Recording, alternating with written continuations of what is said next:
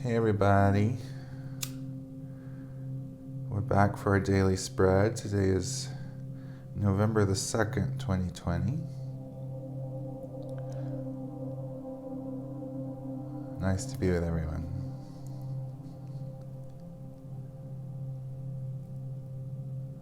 Okay, let's go straight to the cards. Alright, pulling 3 cards today for the human collective. This is our daily spread, 11/2/2020, which makes today an 8. Is that right? Yeah, that's right. 2/2/2/2. That's nice. Alright, 1 card for the energies that we're moving away from. Still feeling this powerful.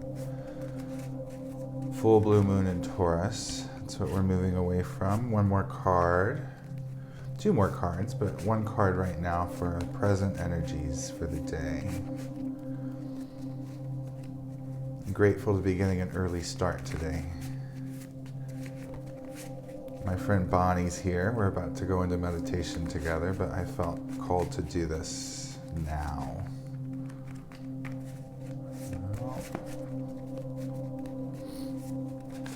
There it is. Okay, 1 more card for what we're moving into. Nope. They're being tricky. There's a lot of trickster energy out there. 1 more card, please. What are we moving towards? There we go. Okay.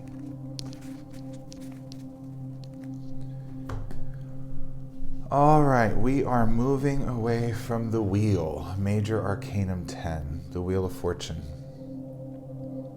Sounds about right. Major transition. Remember that in numerology only 1 through 9 exists because everything condenses to a single digit. So 10 is that portal that goes in between the octaves. So you climb the ladder of 1 through 9. Ending with the Hermit, which is the deep dive, and the next card is the 10. If we pass this test of the 10, we ascend to the upper octave of the Major Arcanum, and we climb that ladder through a whole new level of awareness. So what does the Wheel of Fortune mean? You can see that these 2 figures are spinning around on the wheel. The wheel represents the wheel of karma, repeating the same mistakes with the same people over and over and over again, lifetime after lifetime. The yellow being over here represents the mental programming. Yellow being logic, intellect, and idea, your mental body, and this other figure, this imp. Both have their animalistic tails, right? This is us trying to ascend out of our animalistic nature. The flesh color represents being stuck in the physical form in the body. So we can spin around on this wheel as long as we like until we learn our lessons. And when we do, our higher self, which is this figure on the top, which is light blue, representing the sky, heaven, spirituality. This is our higher self calling us to ascend. And he holds the white sword of purity. And I think that's a shout out to Archangel Michael with his mighty sword, the destructor of all evil. So he wants to cut away anything that keeps us stuck. He's quite stern. You can see he's quite stern. He's heavily connected to cosmic information with his yellow crown. And we have a big amount of purple on this figure. So he's calling for that inner unification, that blend of the red and dark blue, the masculine and feminine. So as a collective, our collective higher self is calling us forward. Get out of the mental programming, transcend the 3rd dimension material world represented by the flesh color, and let's ascend together. The 3 figures make up that triangle, the Holy Trinity. So, did we pass the test? That's the question in this energies that we're moving away from. We've been given the opportunity. Did we pass the test? What's in the present moment? The Queen of Swords, and she's staring back directly at the Wheel of Fortune. The Queen is a feminine figure, which speaks to our receptive side. However, she has a beautiful mixture of red and blue. So there's a real balance in the divine masculine and feminine. Everything's on the table. This figure wants us to purple. She also has the same crown, yellow and being activated. Cosmic knowledge being activated before it enters the chakra system of the body. She also wields a sword with a red blade, an active blade, also wanting to cut away what's keeping us trapped. Grabbing a hold of this sword is the handle of our spiritual knowledge, light blue gilded in yellow. Her arms are orange. Our arms are how we act in the world. It's how we make things, how we act.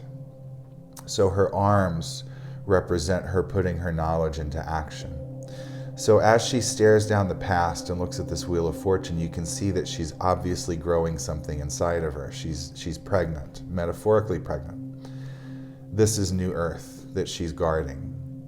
So she's very protective. She's a protective mother that's in the late stages of pregnancy. Something's being born and she is looking out. She's guarding this child and she will do whatever it takes to protect what she's growing. She's quite a fierce figure. Queen of Swords. A lot of rebirth in this card too, symbolized by the color green. Emergence, higher self emergence collectively. So we light workers need to be on guard, especially with all this trickster energy going on. We need to wield our spiritual swords and cut away what's keeping us with grace and ease and kindness and love. Whatever's preventing us from watching this new earth be born and exiting the womb. Fourth dimension right here. We want to see it be born into the fifth dimension. All right, what are we moving towards? The Nine of Pentacles. 9 is the master number of the universe. It infinitely reiterates itself. Pentacles are the earth sign, often representing finances. Shout out again, once again, to the quantum financial system. I clearly see 4 coins on the top half of the card. 4 is that number of stability, application, and formation. 4 walls, building a solid foundation. And that's reflected on the bottom half of the card. So how we're receiving physical resources from divine to create this new earth is very stable. And how we're applying it, how we're actively using our orange arms to build new earth is very stabilized right now. Now, what keeps this flow going, what keeps the 4 coins on the top card and the 4 coins on the bottom card connected is the 9th coin, which is centered right around the heart chakra. Remember, the spine of the card represents the spine of your body. So spiritual, intuitive information being put into action at both the root and the crown. There's fulfillment, and then this heart center coin is heavily protected, heavily shielded, keeping this flow going. I can see the number 8 there too, as you follow this flow, the inhale, exhale of financial resources. So it's all about keeping this heart-centered coin, knowing that we can receive money and use it in the physical realm for the greater good. And that just welcomes in more and more and more financial abundance when we're heart-centered. So that's a powerful spread for the day. It feels like a powerful day. Pass the test. Let's pass the test, everybody. Let's put our energy toward the higher timeline.